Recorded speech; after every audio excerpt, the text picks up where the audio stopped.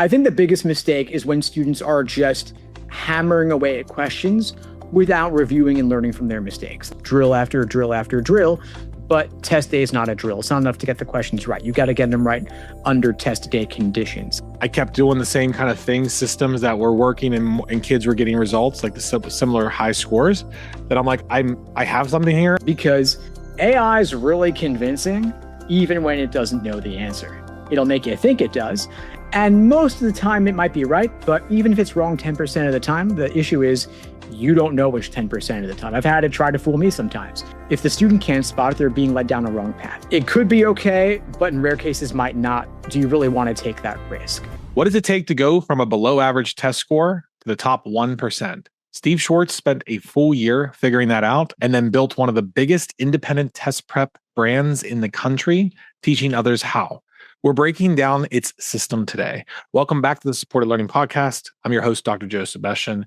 Families often ask me how to avoid spending thousands of dollars trying to figure out how to get into college or preparing for college and spending a ton of time in the process. And the answer usually involves finding the people who have figured out where the code can be cracked. And that's exactly what we're talking about today. And that's why I'm thrilled to welcome Steve Schwartz here on the podcast. He is the founder and CEO of LSAT Unplugged, a Columbia grad who raised his own LSAT score from 152 to 175, then built a test prep empire, with a top-ranked podcast of 30,000 YouTube subscribers, millions of views, and a methodology that's helped thousands of students crack the high-stakes test. We're going to dive into what actually separates students who beat these tests from the students who don't, and why big test prep companies are getting it wrong, and what every family can learn from the world of high stakes testing at the graduate level. Steve, welcome to the show. Thank you for having me on, Dr. Joe. It's a pleasure to be with you today. Yeah, absolutely. So you take the LSAT and you don't become a lawyer. Yeah. That's game. Kind of funny, right? Yeah. I mean, I always thought I was going to go to law school. No one really takes the LSAT for fun, but I majored in political science. Yeah. So law school was a natural next step for me. But over the course of that year that it took me to go from a 152 to a 175, I ended up discovering that I really appreciated the LSAT after all for what it is. It's a pretty tricky exam. I developed a certain respect for what goes into crafting those tricks and traps and started helping out my pre-law friends with their LSAT prep. And then it kind of just evolved from there. And here I am 20 years later, still teaching it. And I love it. But you're not just any graduate. You went to Columbia, right? Probably on that predestined track of next step is law school. What actually got you? What was the moment like where you're like, I don't want to go to law school. I want to build a test prep company? That's a really good question. I mean, it kind of evolved organically. I didn't really have a plan. Law school was the plan initially, of course. But when I started helping my friends with their LSAT prep, they would buy me dinner. I'd go over some LSAT questions with them, then started helping friends of friends, then started getting compensation beyond just dinner paid for my services. And then it kind of just grew and grew from there. And then when it came to apply to law school, I was like, you know what? I'm not sure if law school is the right path for me necessarily, but I really love teaching this exam. Why don't I just keep doing this? And then I started a blog. This was back in the 2005, 2008 time, back when blogs were big. Started posting my advice on there. Then it quickly became into social media. And then it kind of just kept building and building over time. So there was no intention of going to school to be a business owner, was there? Like, what did you major at Columbia? No, that wasn't the plan. I majored in political science. I mean, I was really interested in government, policy, law. I still am, for personal reasons, I still follow the news and such. A lot going on in current events, always, of course. But when it comes to my career, the LSAT just seemed to be my calling in terms of what I was best suited for professionally. But no, that was not the plan. Gotcha. Yeah, my father's a lawyer, so he actually talked me out of law school while I was pre-law in my undergrad. He's like, "Don't you want to be a lawyer?" I don't know. I don't know if I want to go to school for 3 months, but okay, cool. Yeah, I mean, from one business owner to another, I can understand, especially for test prep, how it becomes a little bit like, well, this is working. Why do I keep going? But I guess, for me, it was the year 3 during throughout the pandemic. when I kept doing the same kind of things, systems that were working and kids were getting results like the similar high scores, that I'm like, I have something here. Maybe I should just start a tutoring company. Where was it for you that it was like, I want to make this a business? Like you was it just let me try, or was there like a defining moment where like I'm gonna make this a test prep company? Well, it kind of, again, it was an organic process where it was like, let me just help as many people as possible, share as much knowledge as possible. I've always really felt driven to share what I've learned with a larger audience. And so I was initially tutoring solo. It wasn't like a big company at the start. It was to me literally teaching students Yeah, right. in person in New York City, when I was in college. And so I started this blog back in 2008. And I was just literally sharing everything I could. When I would meet with a student, they would have a question. I would give them a write up. I was like, I don't want to just answer this in a quick 2-minute soundbite live in conversation. Let me really dig deep into this and write a blog post article about it. I would post it online. And back in 2008, the internet was a very different place. There was very little information online about the LSAT, which is a rather niche topic. What you would find was pretty generic. It was pretty broad. And you wouldn't be able to find a article about a specific LSAT question type. And so I would write articles on this question type and that question type and the various categorizations of LSAT questions and doing some data analysis about the LSAT. And people would discover me because they were Googling about the LSAT. And so I would come up and then I would not just be teaching in person in New York, but I would be teaching people all across the country and all over the world. And back then, Zoom wasn't around, of course. Back then, it was phone and Skype tutoring. And so I started doing that. And then my calendar quickly became full. And so over time, I started realizing I couldn't satisfy all the demand. So I started hiring other tutors to teach students as well. And that's when it really started to scale. Interesting. So your brand is called Unplugged. What does that mean? What are you unplugging from? That's a great question. So I guess it has multiple meanings. One of them is unplugged in this sense that it's digital, it's online. You're not tethered to any location because we are all remote. That way you get access to the best tutors, the best coaches, regardless of location, wherever you are in the world. We have students all over the world, tutors all over the world as well. Also unplugged in this sense that we're not providing you with the standard experience. You mentioned earlier the more big corporate options like Kaplan and Princeton Review that are providing more of a mass market approach where they're applying the same strategies they do for the SAT to the ACT to the LSAT when these are very different exams with very different mindsets required. And so we're unplugging from that system. We are solely focused on the LSAT. We don't teach any other exams. We're solely focused on getting students into top law schools. And so we're focused on the LSAT and nothing more. So very niched in that, and yet you've still grown exponentially over the years. So your focus on like deconstructing the logic and patterns of the test rather than memorization of tricks, that definitely hits home because we teach like skills over rote memorization. Like you actually have to apply a lot of these things, and through for us it's through writing. But for an LSAT student, what does that look like in practice? Yeah, I think it's very much the same for the LSAT. So the LSAT is also a skills-based test. It's a test of pattern recognition. So you're not memorizing, you're not cramming, not a test where you can do it all in just 2 weeks.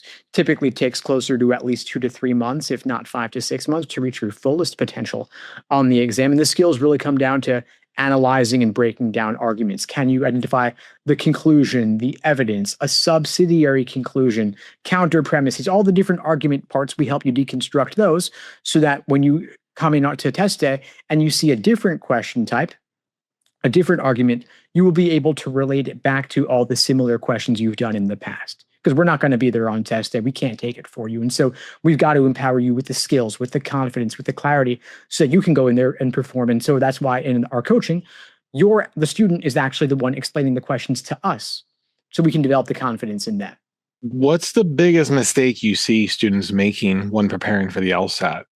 I mean, like, what's the pattern you see across standardized testing that kids are just, or, young adults are just getting wrong?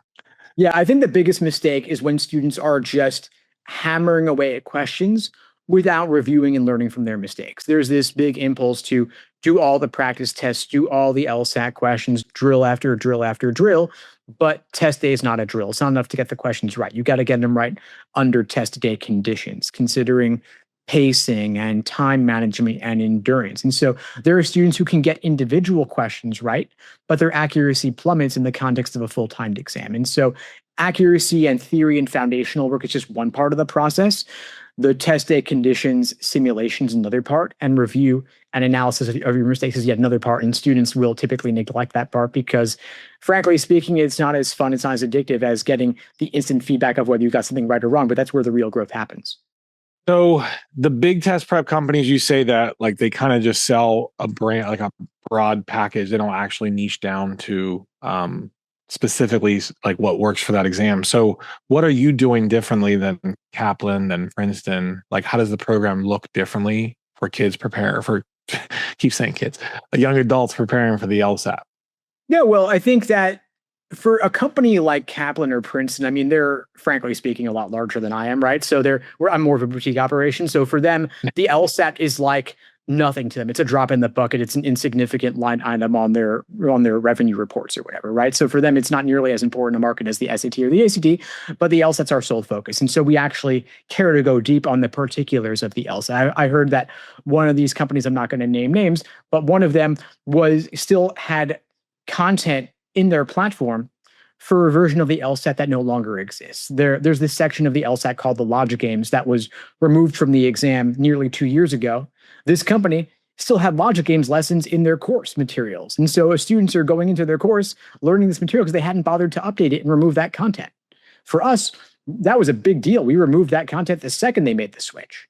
So we're tracking closely the changes in the LSAT format. The LSAT's changed a lot over the past 5-6 years, in part due to the pandemic and moved to online and such. And so we've closely tracked all that and updated our materials for every little minor change to the test. Whereas for these prep companies, they're just not following it as closely because it's not their focus. So like let's bridge this for families listening, right? Most of our audience have kids taking the SAT or the ACT, and those are like a lot of them prepare for those exams throughout the year. What principles from the LSAT and the prep of that translate directly into those tests? Like what should families be thinking about? Because we do have a lot of families that end up want to go on to medical school for the MCAT or become lawyers with the LSAT. So where's the bridge? Like where is the connection?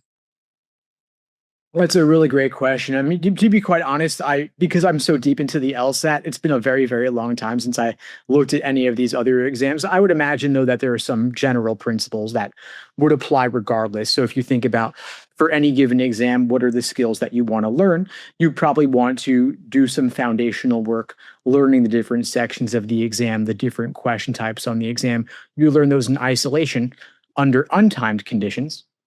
Then you pull it all together into individual sections to work on pacing and time management.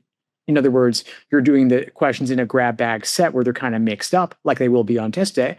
And then you finally coalesce into full length timed exams to work on your endurance as well.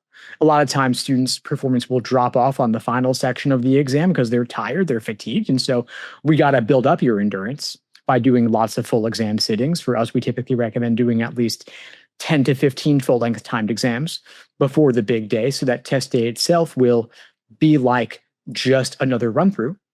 There are also folks who need some time to get warmed up before they start the official sitting of the exam. And so for them, they might want to do some warm-up questions before they start. So these are principles I think would probably carry across various standardized exams. But those are just some of what we teach our students for the LSAT. So you coach students on how to get into college for law school as well. Like, do you help them with that part of the process as well, or is it strictly just the LSAT? So we do help with the application essays, the personal statement, any optional essays, addenda, resume. We do help with that, but first and foremost, the LSAT. Because if you don't have that LSAT score, the other stuff's not going to matter. Law Right. school admissions is really a numbers-driven process. So we always say if you're thinking about your essays, but you haven't yet gotten close to your goal LSAT score, you might just be procrastinating your LSAT prep. And so first and foremost, let's get you that score. Once you've got it, then we can switch gears. So we help students as well with the admissions process for college. You kind of walk me through that approach that it really kind of comes down to it seems like the commonalities are the writing. What makes the difference is being able to, at least for Common App and for essays in the college side of things, it comes down to that personal story, showing authentic voice. Is that something that also needs to come across in a law school application?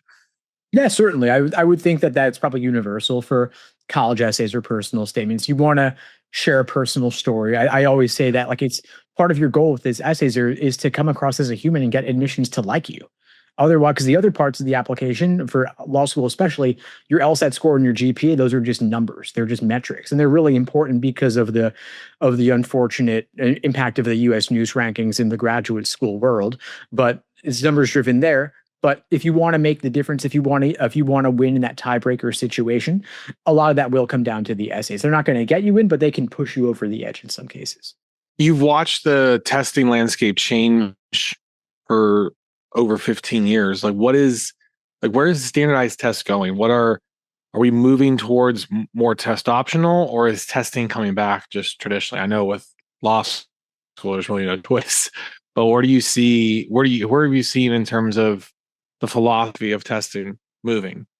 That's a great question. I would say that probably on the long term macro scale, maybe test optional will make some headway in the law school admissions world, but they've been talking about that for decades. My entire career since 2005, they've been saying, "Oh, there's going to be test optional." It's like every couple months there's another big headline how the LSAT's going away, and it's not really true. I mean, the GRE has tried to make some inroads, but even so, fewer than 5% of law school applicants are getting in with a GRE score.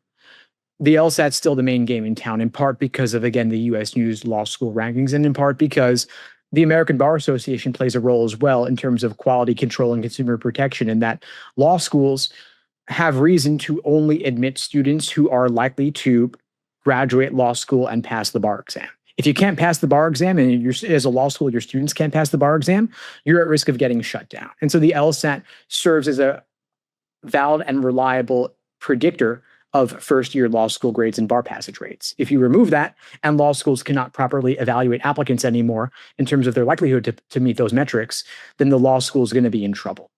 And so a Harvard and Yale can, of course, find plenty of great applicants who don't have LSAT scores, but for the most part, for the others, they do need that. And so I don't see it going anywhere as long as the ABA plays a role and as long as bar passage plays a role as well. You've built at LSAT Unplugged from a blog to a full ecosystem. You do a podcast, YouTube courses, coaching. From someone like from me, I'm in an educational space who wants to build something independent. Like what have you learned from building a brand in this space across all that various ecosystems? I think a large part of it is consistency and volume. I mean, like I'm really driven to share a lot of information as widely as possible. It's, part of why I was like so excited to do this interview with you today. I do, for example, like I teach classes every single day. I do live streams every single day. I'm meeting with students all day, every single day. Like this is literally what I do. I don't watch TV. Like I wish I could, but I just don't have time for. There's a million great shows I'd like to watch, but I don't have space for that. Unfortunately, with their exceptions. Like this is my passion. This is what I do every single day, day in and day out. And then like over the course of 20 years, like this is the culmination of that. And of course, I'm still got time ahead of me, but like this is where I'm at now. Who knows where I'll be? But like I'm trying to take advantage of the different platforms to reach students. So beyond the podcast and YouTube are great. Of course, I love those, but I also do TikTok and Instagram. I'm getting into LinkedIn now as well, just trying to share information across different spaces to reach students earlier and earlier in the process and help them understand and consume the information in whatever medium's best for them, because there's been a lot of changes in the recent years. Like I mentioned earlier, the LSAT's gone through format changes, the pandemic changed things as well. And so I want to update folks on those changes as they're happening, because otherwise what happens is you have a student who's studying the logic games, which no longer are even part of the test. And like, I've just spent 6 months for nothing. We want to help you avoid making those mistakes.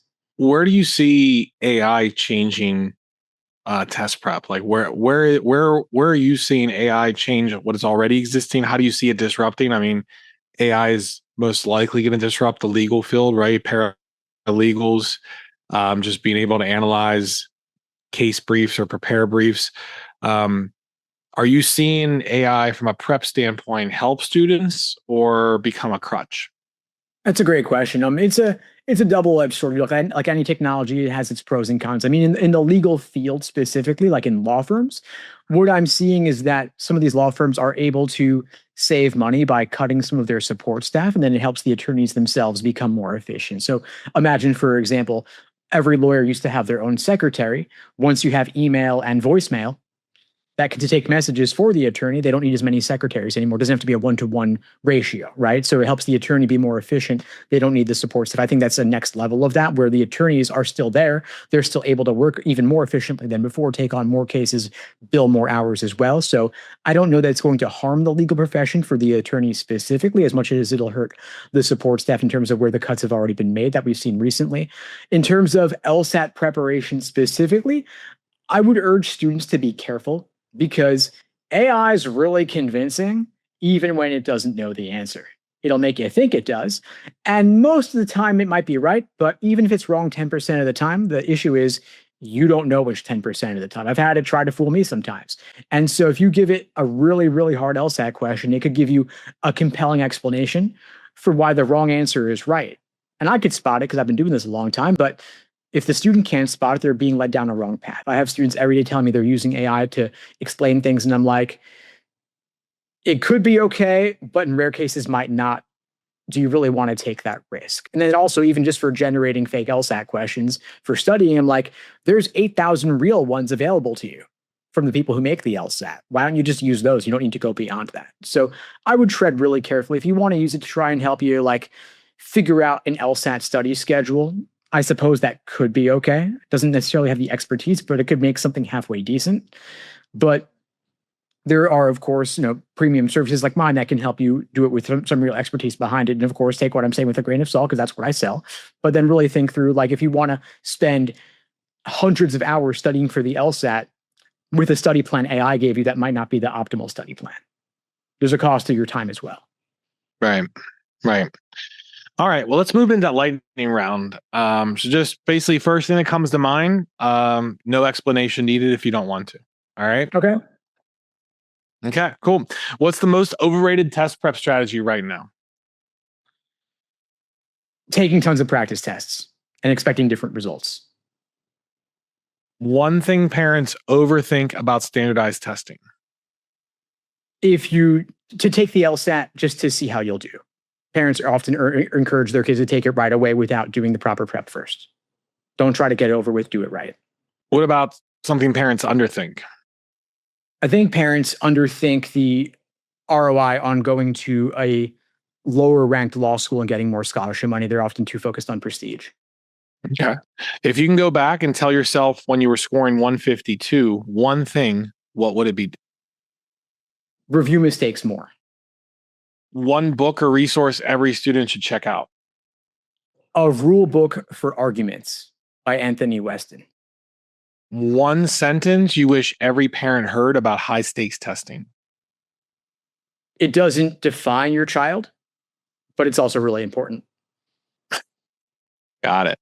Steve, this has been incredibly valuable. I really, really appreciate you coming on. For people who are watching and want to go deeper with you and your resources, where can they find you? Where should they check you out first? Yeah, of course. So at LSAT Unplugged on Instagram and TikTok, there's the LSAT Unplugged YouTube channel. I'm also offering a free LSAT tutoring lesson for everybody watching this now or later. The link is unpluggedprep.com/start. I've also got a free LSAT cheat sheet available to everyone. Quick reference, everything on the LSAT unpluggedprep.com/cheat sheet. Doors always open. I'm happy to help. Before we wrap, what's one thing you want people to remember from this conversation? Study for the LSAT with a proper plan. It'll make your entire journey that much more effective. Awesome. Steve, thank you. I appreciate you coming on. Appreciate your time. Glad we can make it work. We'll put all that information about where people can find you, the links in the show notes and the YouTube description. And hope we can chat again soon. Would love to catch up in a couple months, see how it's going, especially with AI disruptions as well to the education space. Thank you, Dr. Joe. It was a pleasure. Absolutely. Thank you all for watching, and we'll see you next time on the Support Learning Podcast.